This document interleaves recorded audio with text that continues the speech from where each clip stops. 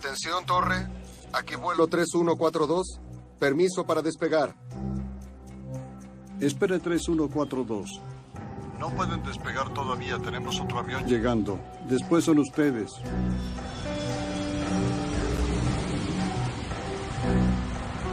¿Despegamos 1-2? Despegamos. Martes 31 de agosto de 1999.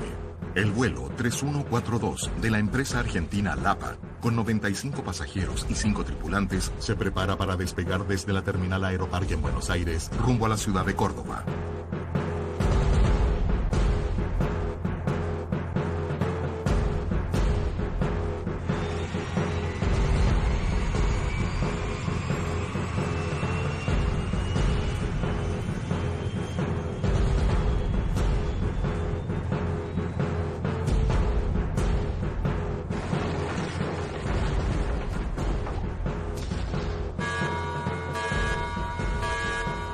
En el momento se activó la alarma acústica y lumínica del cuartel, recabamos información con torre de control para saber qué era lo que sucedía. Nos dijeron que por cabecera 31 se había despistado un Boeing 737-200. Aquella noche, el bombero Carlos Teglia estaba de turno en la base de Aeroparque. Fueron a la salida entre 15 y 18 bomberos. Luego vino de apoyo aproximadamente entre 20 y 30 bomberos más. 2 bomberos solos, que eran los choferes, eran los que atacaban el incendio y el resto del personal se abocaba a las tareas de salvamento. La pérdida de combustible con el motor caliente y el gas que liberó la estación de combustible del lugar causa un incendio y la destrucción total de la aeronave. Lo que más me impresionó fue la gente que se encontraba en ese momento atrapada en la nariz del avión, que eran alrededor de 15, 20 personas, que bueno, estaban atrapados entre las partes constitutivas del fuselaje, que bueno, esa gente hasta nos llegaba a agarrar de los pantalones y nos decían, por favor, sáqueme que nos estamos quemando. El avión de LAPA salió de la pista y atravesó una avenida fuera del perímetro del aeropuerto. Antes de detenerse, chocó contra 2 automóviles y una estación de combustible. Cuando el avión choca, digamos, contra el terraplén, al poquito tiempo la cabina se empieza a incendiar. La situación era bastante difícil y bueno, yo finalmente pude salir por un agujero que se hizo en el fuselaje del avión, que no tenía ya tren de aterrizaje, o sea que estaba sobre el suelo. Y bueno, creo que yo y algunas otras personas salieron por ahí. Eran como una ola de mar que subía y bajaba. Subía y bajaba y la temperatura que era muy intensa al margen de los gritos. Ya había gente afuera que yo veía que se daba vuelta para apagarse las llamas. Hasta que un momento vi que el fuego bajó. Cuando estaba bajando me tapé la cara con las manos porque instintivamente uno se cubre la vista y salté.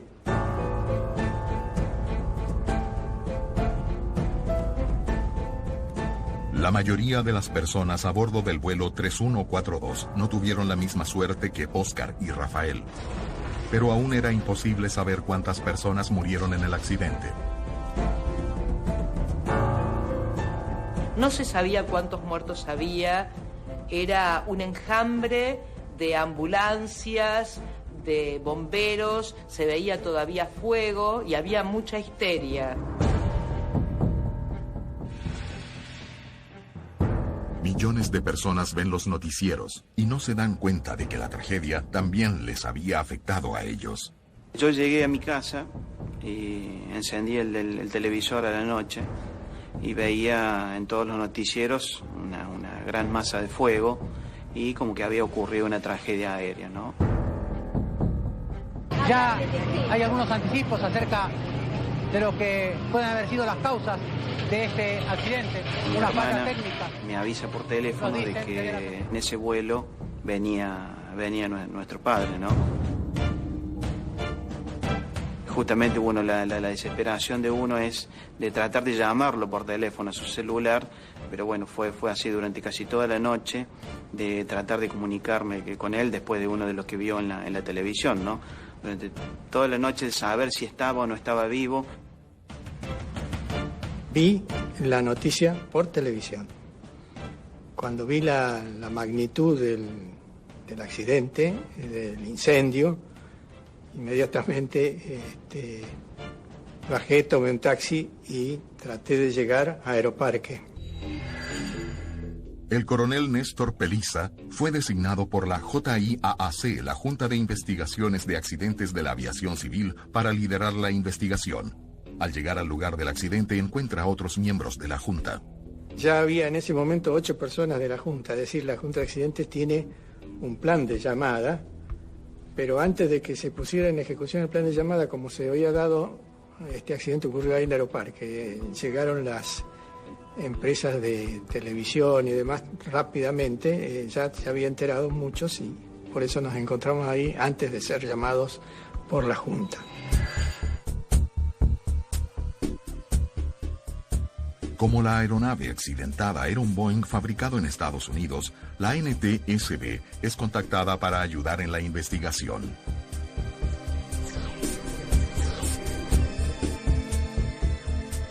Apenas nos avisaron, rápidamente juntamos a un equipo de especialistas en ingeniería de operaciones y viajamos a la mañana siguiente a Argentina para unirnos inmediatamente a la Junta de Investigaciones que estaba a cargo del accidente. Al día siguiente, la empresa lo confirma. La caída del avión de Lapa, segundos después de despegar de Aeroparque, mató a 65 personas. 2 en tierra, 60 pasajeros y 3 tripulantes, entre ellos el comandante y el copiloto.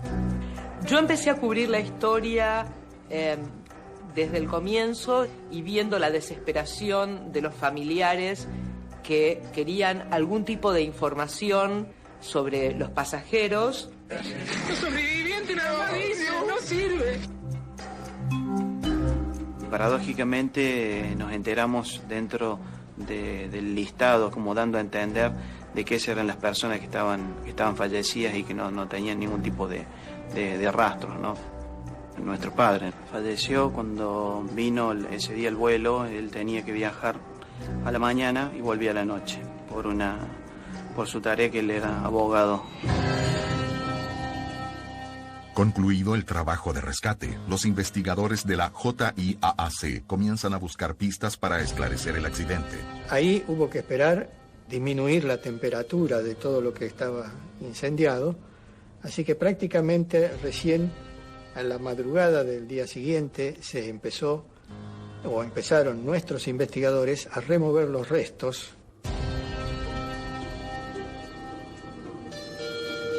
Lo primero que se busca son los registradores, el registrador de datos de vuelo y el registrador de voces de cabina.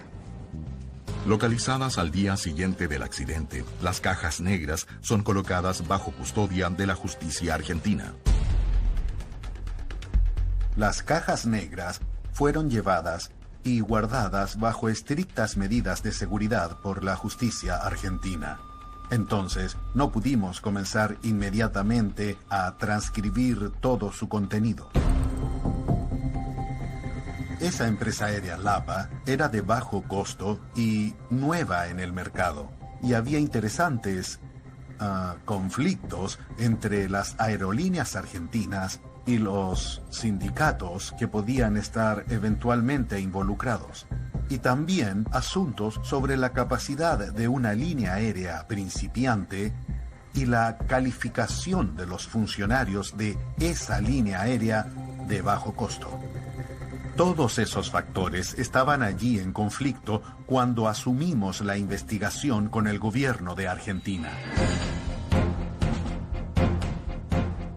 Mientras los asuntos legales que involucraban a las cajas negras se resolvían, los investigadores trabajaban con los elementos que ya tenían en las manos. En este caso, podíamos considerar que o bien había habido alguna falla de motor que impidió el despegue, o bien consideramos ya que podría haber ocurrido de que el avión no estuviese configurado para el despegue, especialmente en la parte de flaps.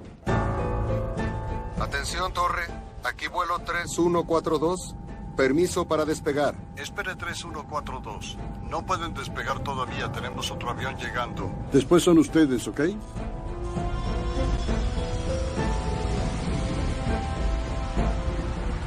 ¿Despegamos 1-2? Despegamos.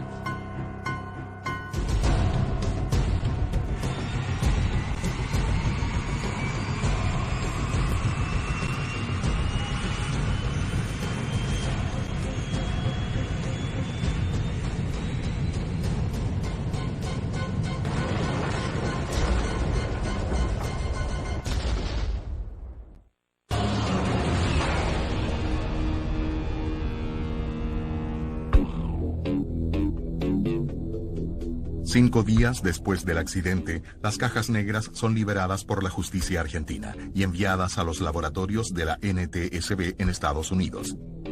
Mientras tanto, los investigadores de la JIAAC Argentina analizan lo que tienen en las manos. Transcurridos los días, se fueron llevando las partes que nos parecían que podían servir como para rearmar de alguna manera el avión. Es una manera de decir, pero ir poniéndolo en las posiciones que tienen en el avión las distintas partes, los motores y demás, porque eso es muy importante también para ver cómo ha ocurrido el accidente. Desde el comienzo, un detalle llama la atención de los investigadores. Fuimos encontrando de a poco los distintos actuadores de flap que nos iban a indicar la posición de los flap. Ubicados en las alas y responsables por la sustentación del avión, los flaps son fundamentales al momento del despegue.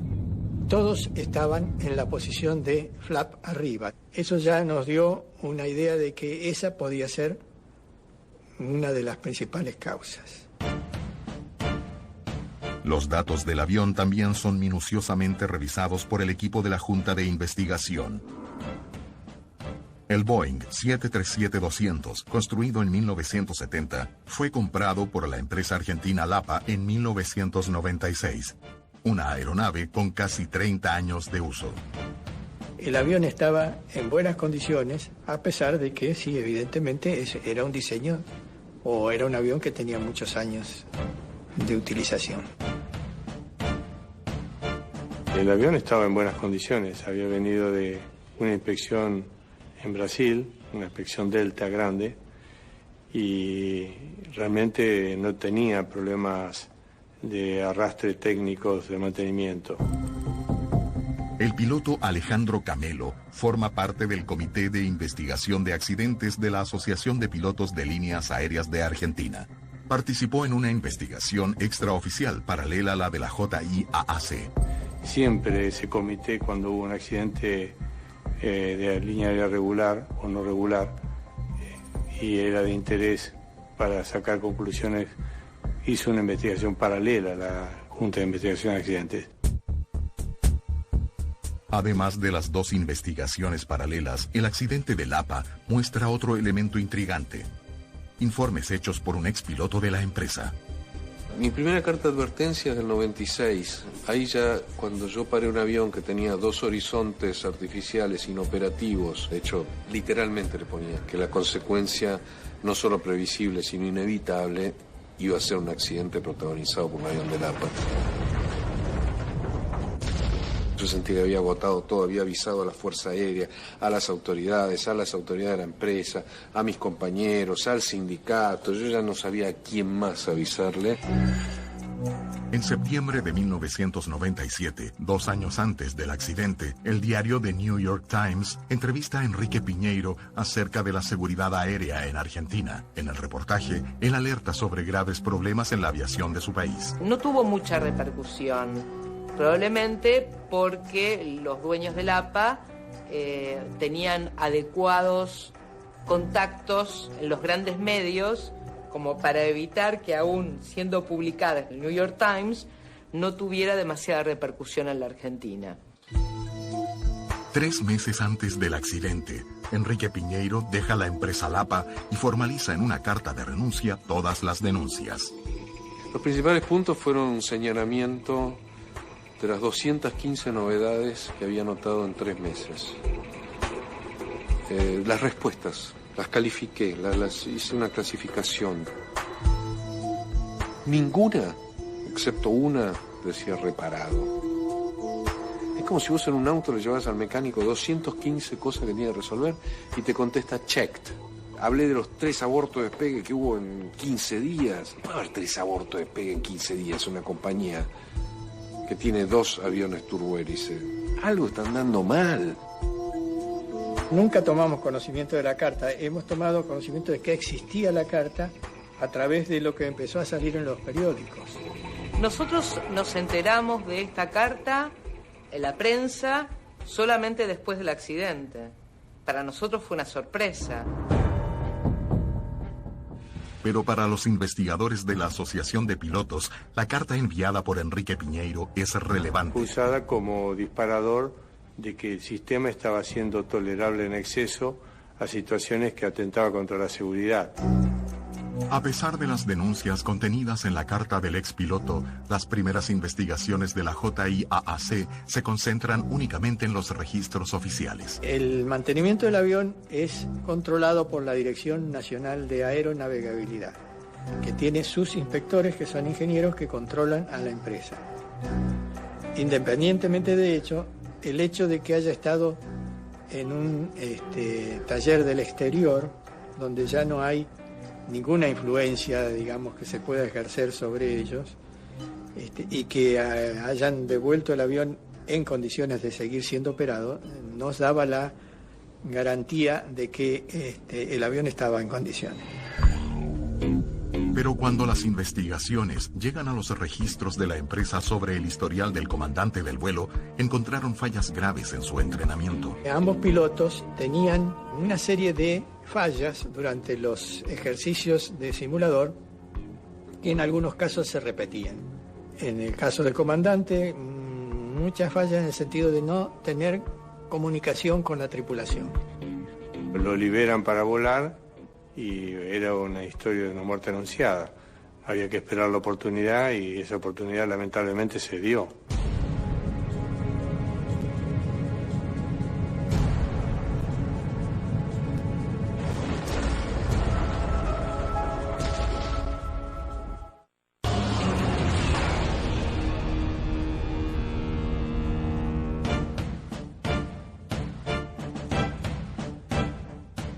Las investigaciones del accidente del avión de la empresa argentina LAPA ya arrojan algunas evidencias de las posibles causas de la tragedia que mató a 65 personas.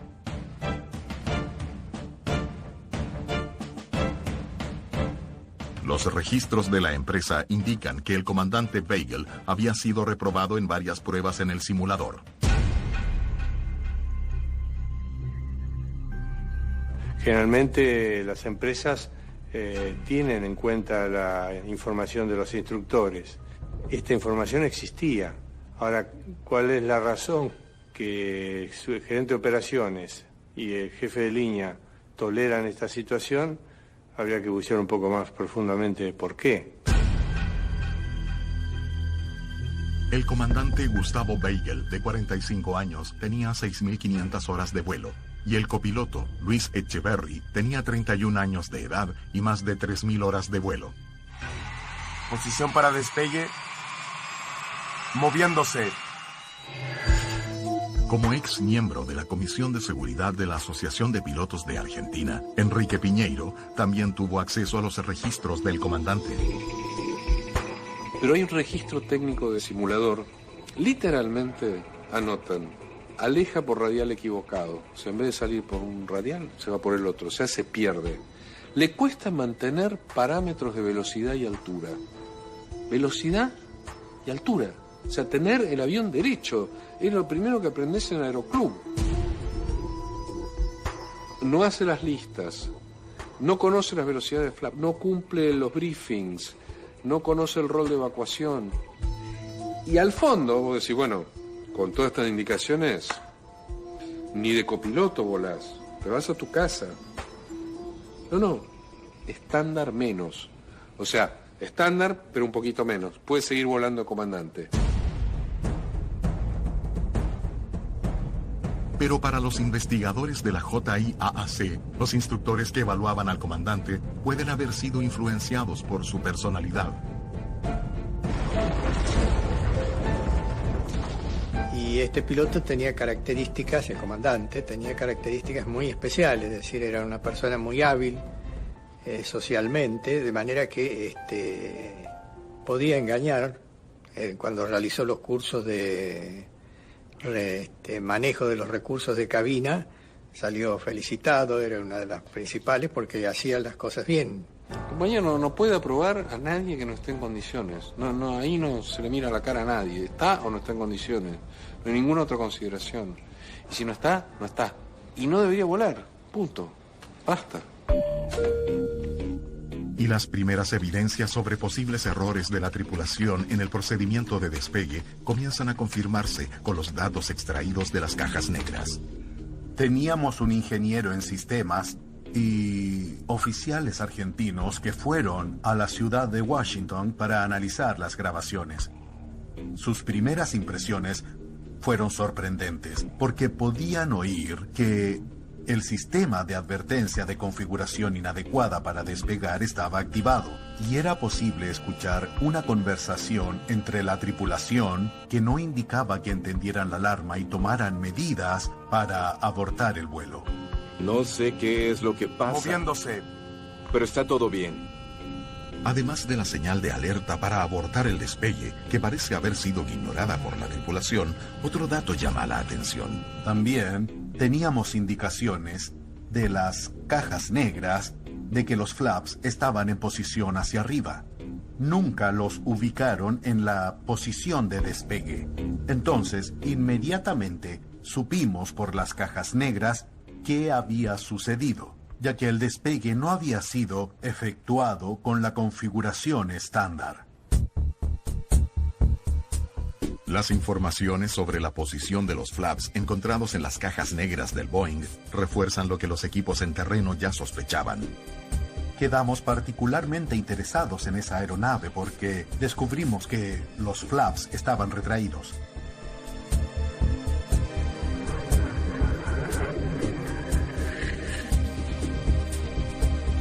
Tendría que ser un aeródromo de una pista muy larga para hacer, el comandante decidiese despegar sin flap.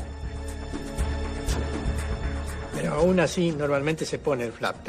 Así que en la lista de control de procedimientos está indicado flap. Y eso es porque, de alguna manera, hay que ponerlo para poder tener más sustentación en el despegue.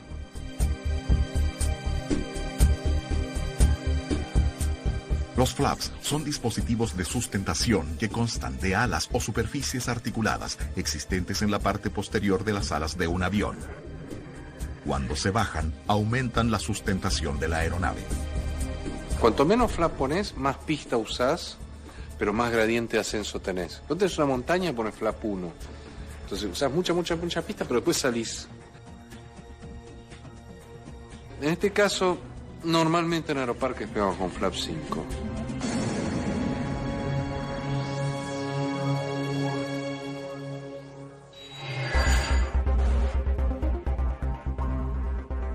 El contenido de la grabadora de voz revela serios problemas de comportamiento de la tripulación dentro de la cabina.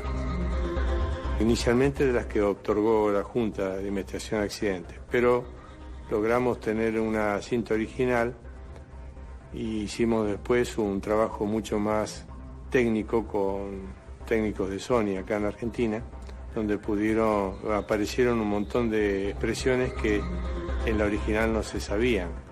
Y eso no cabe ninguna duda que ayuda a hacer el escenario de lo que estaba ocurriendo en el momento del accidente. Esos detalles de las conversaciones registradas en la grabadora de voz eran cada vez más sorprendentes. Hay uno soltero, ¿qué? ¿Te interesa? Oh, sí. Ah, pero no me dijiste cuál es ese. Pero no lo conocen. No es de acá. Nada que ver.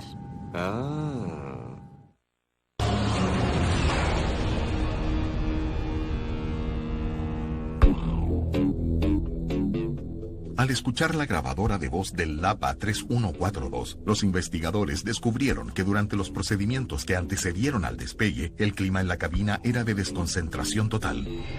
Buenas noches. Hola, ¿qué tal? Buenas noches. ¿Hay unos solteros que te interesa? Ah, sí. De todas las conversaciones que hubo, más de un 60%, medidas en tiempo, fueron conversaciones que no tenían nada que ver con la operación del avión y que eso influye muchísimo en los accidentes. Pero no me dijiste cuál es ese. Caos. El más completo, total y absoluto caos. Que no era otra cosa que el fiel reflejo del caos que imperaba en la empresa. Ese mismo caos se transporta a ese cockpit esa noche. ¿Cómo estás, compañero? ¿Qué haces? Vente a Córdoba. Anda, vamos. Entonces, si vos promovés gente que no está en condiciones de ser promovida, la conducta operativa va a ser eso. Si tu cultura de operación es volar sin apegarte a las normas, tus pilotos van a generar el caos que se generó esa noche en la cabina.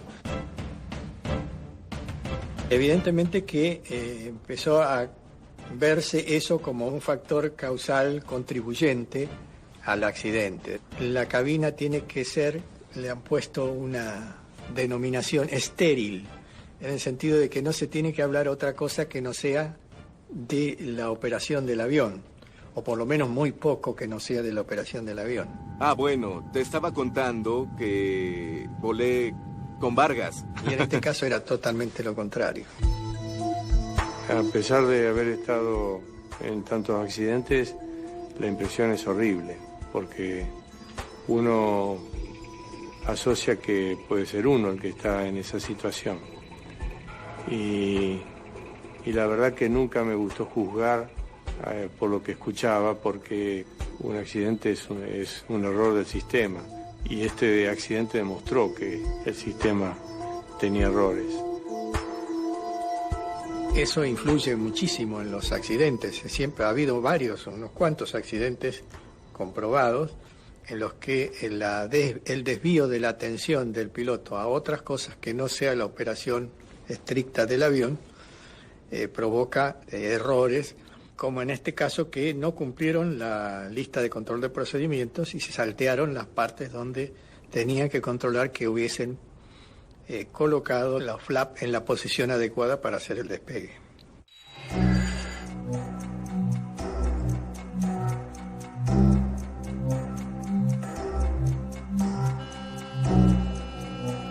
El hecho de que la tripulación haya ignorado la alarma que sonaba en la cabina al momento del despegue también causa sorpresa en los investigadores. Cuando nuestro equipo en Washington oyó las grabaciones de la cabina, pudieron escuchar el sonido de la alarma de despegue y también se dieron cuenta que la tripulación no actuó para abortar el despegue. Al contrario, estaban confundidos y tomaron la decisión de continuar con el proceso después de que había sonado la alarma. No sé qué es lo que pasa. Moviéndose. Pero está todo bien. La decisión de la tripulación de ignorar la alarma es muy, muy sorprendente. Y esa actitud casi no tiene explicación. De uno. Rota. Ciertamente, ellos sabían que ese sistema operaba en la nave y el hecho de no haber actuado de forma correcta es casi inconcebible.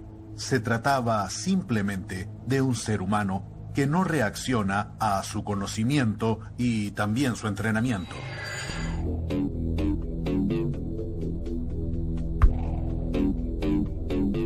Con la investigación en su etapa final, la JIAAC y la Asociación de Pilotos de Argentina difieren con respecto a las causas del accidente. En este caso, la causa principal del accidente fue que no se accionaron los flaps en la posición debida para poder realizar el despegue. Unido a esto está la indisciplina de los pilotos de no detener el despegue, ni bien sintieron la alarma de configuración. y continuar el despegue hasta el extremo de querer hacerlo y no poder detener el avión dentro de la pista. No sé qué es lo que pasa. 80 nudos. Pero está todo bien. Se simplifica la verdad. ¿Es simplemente el piloto el único responsable de lo que pasa? La investigación de la Fuerza Aérea se centró exclusivamente en los errores del piloto.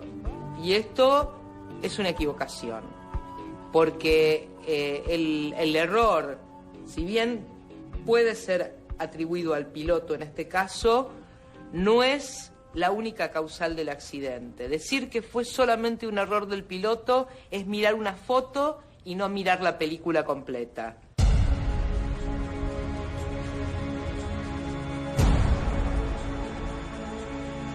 A pesar de las divergencias de los investigadores de la JIAAC y de la Asociación de Pilotos, deben descubrir por qué la tripulación del LAPA 3142 ignoró las alarmas de la cabina.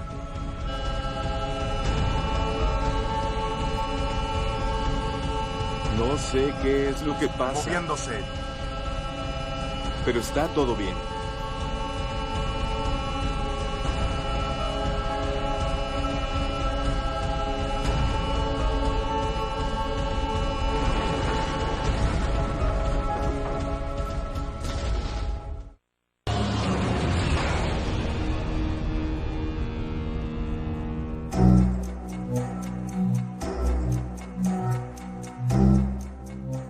Durante casi 9 meses, los investigadores de la Junta Argentina y de la Asociación de Pilotos del país trabajaron separadamente para esclarecer las causas del accidente del vuelo 3142 de LAPA. Para la JIAAC, la conducta inadecuada de la tripulación es la principal causa. Pero todavía no está claro por qué los pilotos ignoraron la alarma de la cabina y no abortaron el despegue. No sé qué es lo que pasa. Moviéndose. 80 nudos. Pero está todo bien. Rota. El piloto durante el despegue dijo varias veces, sí, no sé qué es lo que pasa, pero está todo bien. Es decir, que como si no relacionara la alarma que escuchaba, que evidentemente la escuchaba, con alguna falla del avión o de la preparación del avión para el despegue.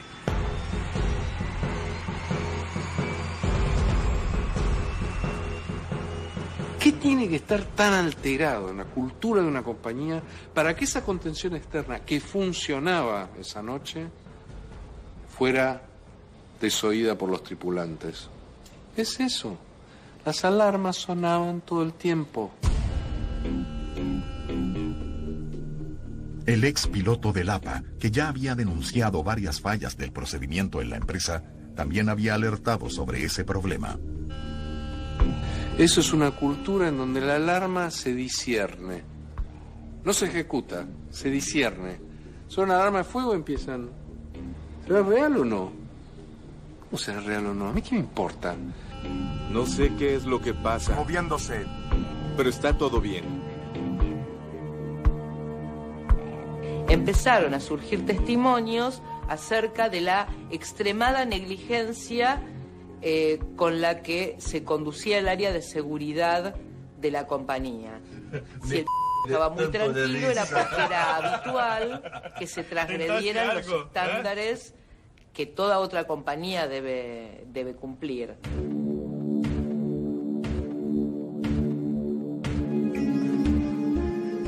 Lo dijimos en el informe, que si Weigel estaría vivo, seguramente estaría procesado. Y nosotros no íbamos a hacer nada por cambiar su estado ante la justicia. Lo que lamentamos es que se simplifique el accidente del APA en la tripulación. Hay muchos elementos de juicio para saber que hay otros responsables que pudieran haberlo evitado. Y no lo hicieron. El informe final de la JIAAC apunta a los factores que contribuyeron para el accidente. Falta de disciplina de los tripulantes. Exceso de conversaciones ajenas al vuelo. El no reconocimiento de la alarma sonora que indicaba que no habían bajado los flaps. O sea, según la Comisión de Investigación Oficial, la JIAAC, hubo fallas humanas. El error, digamos, del piloto lo calificamos como indisciplina, pero eso tiene que haber estado influenciado por otros factores. Indisciplina en el sentido de que si se tiene la alarma en el momento de iniciar el despegue, lo lógico es detener el despegue y ver qué ocurre, por qué está sonando esa alarma. B1. Rota.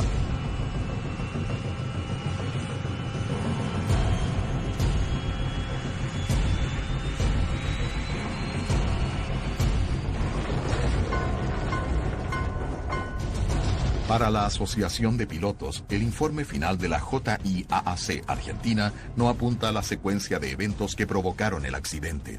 Básicamente que ellos no analizan nada más que lo ocurrido y terminan su investigación en la tripulación.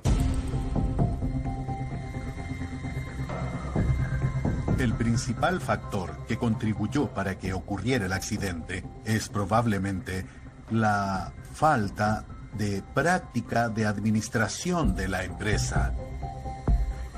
Simplemente no tenía el estándar de calidad elevado y el gobierno de Argentina, como no estaba dentro de las operaciones de esa nueva empresa de bajo costo, en ningún momento exigió un desempeño más elevado, algo que espera el público que viaja. Más de una década después del accidente, ¿qué cambió en la aviación argentina?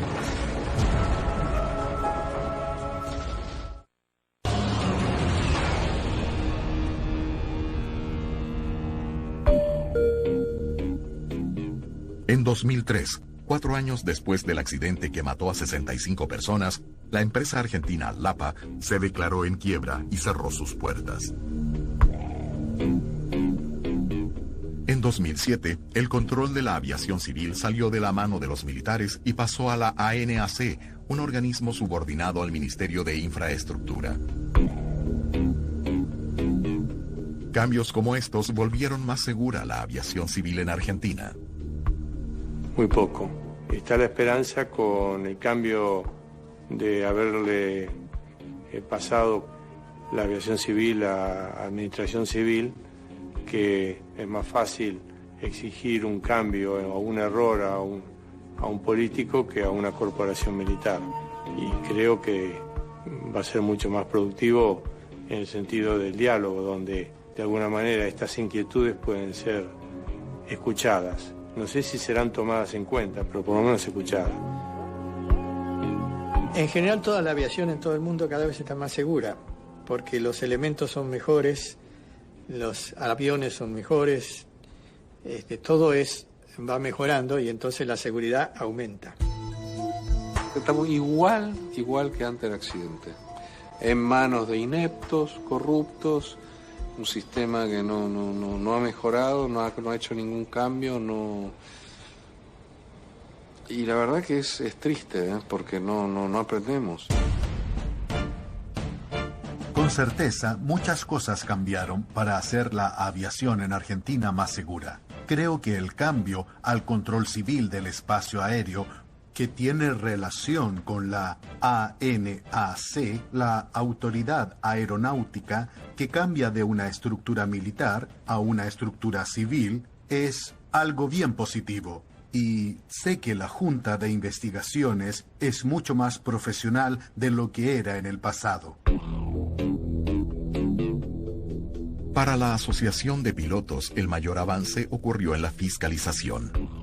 Después del accidente, eso sí, generó en el Comando Regional de Seguridad de esa época y hoy en la ANAC una fiscalización mucho más severa. Algunos cambios se produjeron, donde marcaron que no tenían idoneidad los inspectores para evaluar cuál era el estado de instrucción de las compañías. Y hoy por hoy se logró que los inspectores sean expilotos que volaron esos aviones, estén entrenados en simulador y por supuesto tengan la idoneidad para poder observar si está uno en condiciones o ha logrado la habilidad requerida para el cargo que le van a otorgar. Lo ideal a nivel mundial es que tanto la Junta de Investigación de Accidentes, como sucede en otros países, de hecho, le dé lugar a las asociaciones que representan los damnificados.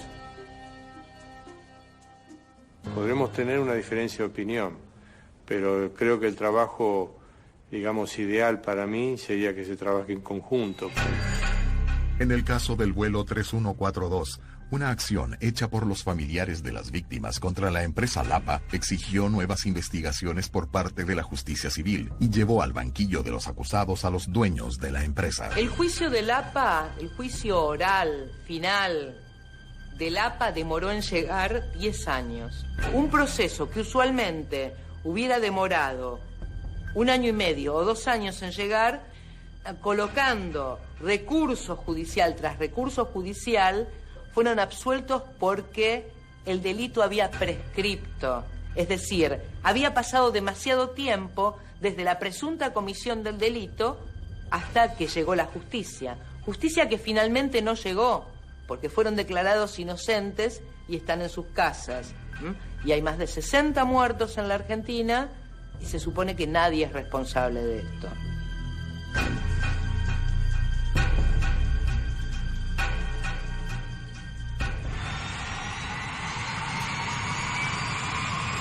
Más de 12 años después del accidente del vuelo 3142, los sobrevivientes no olvidan la noche del 31 de agosto de 1999.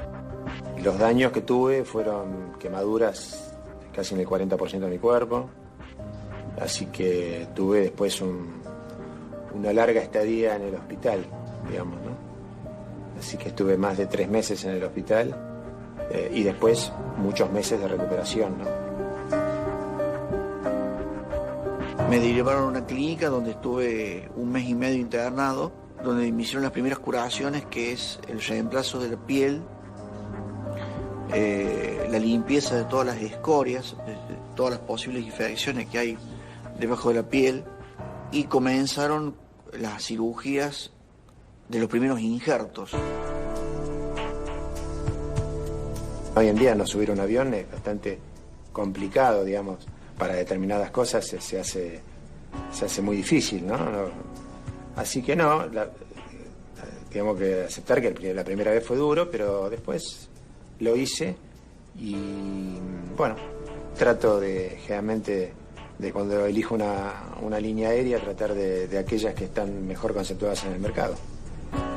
Aunque ninguna supongo yo que puede tener el 100% de seguridad, pero ha vuelto a volar y bueno, lo he hecho bastantes veces y he, digamos, podido pasar ese umbral.